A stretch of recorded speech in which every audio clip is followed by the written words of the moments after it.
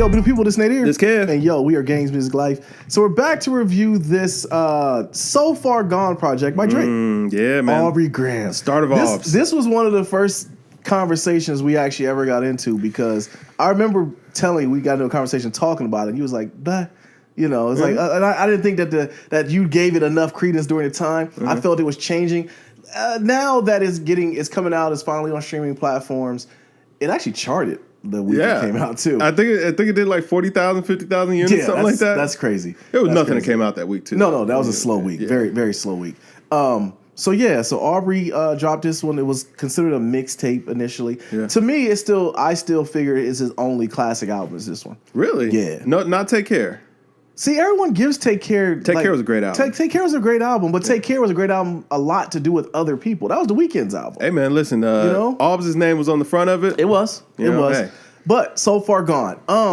So Far Gone came out. I would like to think I was the Drake ambassador to a lot of people. People when they saw the album came out, so to speak, they were tagging me on posts saying that I was one that hipped them to him.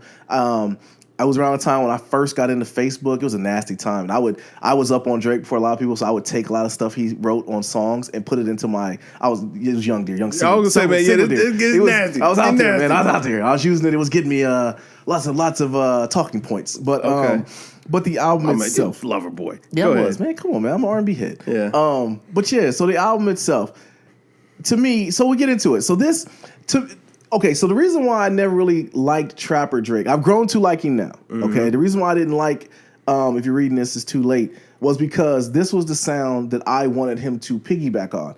Okay. 808s and Heartbreak was one of my favorite albums of all time. I love that album from Kanye, and I felt like if Kanye was more like he sculpted it more, that So Far Gone would have been the baby that he produced. Would have been the album that he made. So Far Gone, when it came out, I was completely open. Okay. Listening to it now, I do see where Drake has grown as a singer a little bit more, and as a rapper, I do think that he did go a little dumb on this album. But there's some holes on this album, and I think when it first came out, I was a little just open because it was just something that I just hadn't heard from a person just rapping and singing at a high level, and that's why I think it caught people off guard. And this was way before the tent and everything. We knew about the OVO campus and everything. So we thought it was just all Drake. Yeah. I mean, so it came in with, the song with Lloyd, the song with Trey Songz. So he was getting a buzz from a lot of different people, and it was getting hype after the fact. But I liked his mixtapes beforehand. I think it was Comeback Season, and I forget what the other one was. But yeah, man, I just So Far Gone, to me, during that time, was a great album. Has it aged over time? It has aged. I think the part that glared to me the most was just how dope Wayne was during just this run, or when he came out, was like, and it seemed like Wayne elevated Drake. He allowed him to shine, even though he was on a couple tracks. It was like Wayne gave it up to him, and he gave it up to Wayne. It was like a good back and forth. So you saw how that dynamic was going to go in the future. And I do think that DJ Khaled and Cash Money, Baby, and them, they used Drake a little too much on hooks. Okay. And I think that's what kind of saturated the sound. What'd you think, bro?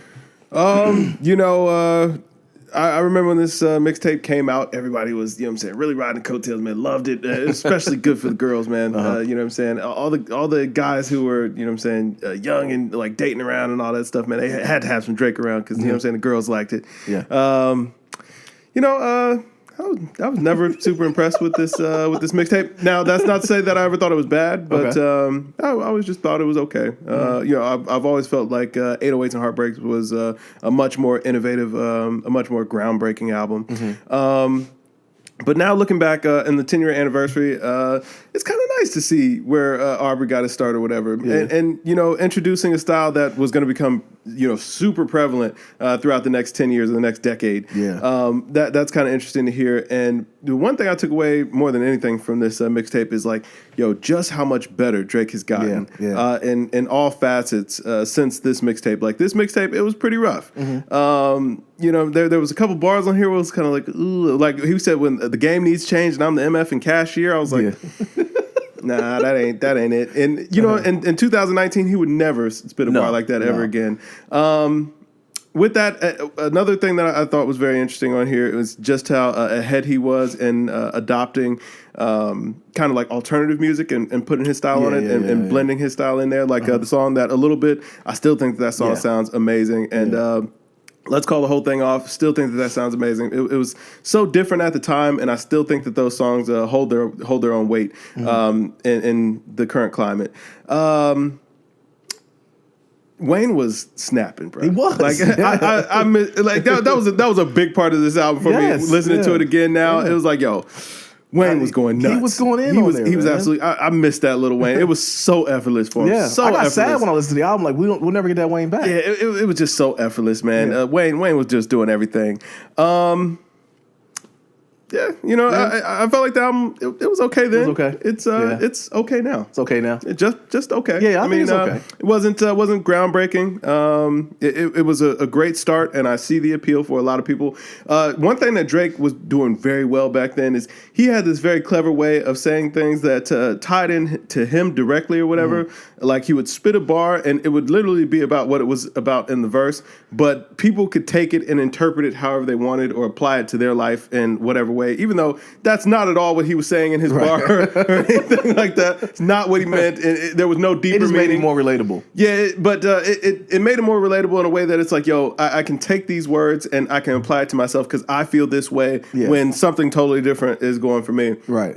Like Lust for Life on there, man. Like just the Lust for Life bar or whatever. Like that song has absolutely nothing about, going out and achieving your dreams or anything like that. It was like, yo, it was about him wanting to go out and party. Yeah. He wanted to, do his thing in this rap game. He didn't want to hear about the haters or whatever. He was going to get it. Yeah. And I totally appreciate that. But it was like, yo, people could take that and they could apply that to their own life and put their own spin on it. And he's got a real talent for making that happen. Yeah. A lot of these songs didn't age well. I don't think Houston, Atlanta, Vegas sounds good at all.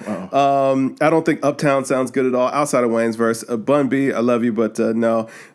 Bria's interlude wasn't as great as everybody made it out to be anymore. The last track on here was still terrible. Congratulations. Brand New was one. I used to be my joint back in the day, and I listened to it. I was like, oh man, was this? Yeah, it was all right.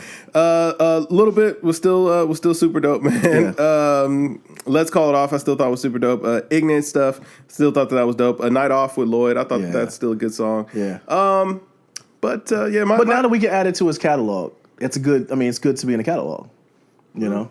I mean, it's cool. Yeah, it's all right. This is pretty much the energy you had when we talked about it initially. But to be fair, like this is what I told you 10 years ago. Yeah, you did. You know what I'm saying? It's like, it's okay. It's okay. It's all right. So we got to grade it today. What you give it? If I graded this project, now are we grading this on a scale of music dropping today or in relevance to Aubrey's career?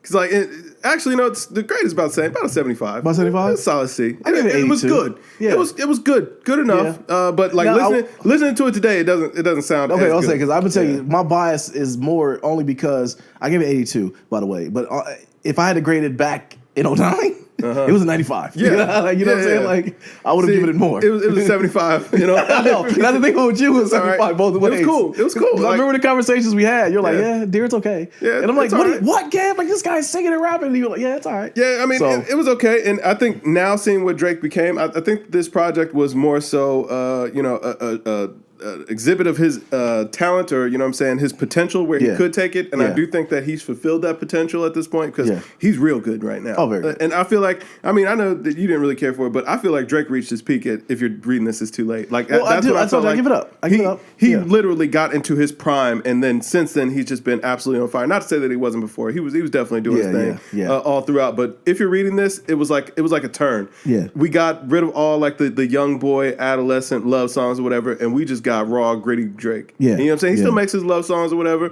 but it's not lovey-dovey no more, man. Right. Well, no, hell no. We cannot say that he's not, because his last album, you already know, had a lot of lovey-dovey crap on there that I didn't. I mean, the whole first part of the album was, you know what I'm saying? Yeah, but that second part was like falling off a cliff, and we're not gonna get more back into that. I like some of the singing songs, man. Some of them, but even when so after I listened to this, I went back and listened to Scorpion or whatever, just to kind of compare, you know what I'm saying, the 10-year run, and it's like, yo, In My Feelings is a song that is way better than anything he could have made back then. True. But that points to him becoming more of a polished artist, though. Yeah, and that's exactly what it was. But he found ways to kind of experiment with his sound, and he made it his own. Like, I mean, that's a you know what I'm saying? It's a singing song, but it's got a New Orleans bounce to it. Like, that's crazy. Nobody can do that. The thing that gets on my nerves with Drake, though, is just the fact that he is the guy right now. He is the man. But he's been the guy. He's been the guy, but he's too much whining to these girls, man. Like, bro, I don't see that anymore, man. Like, I'm upset. There was no whining in that, man. 50,000 on my head. That's disrespect.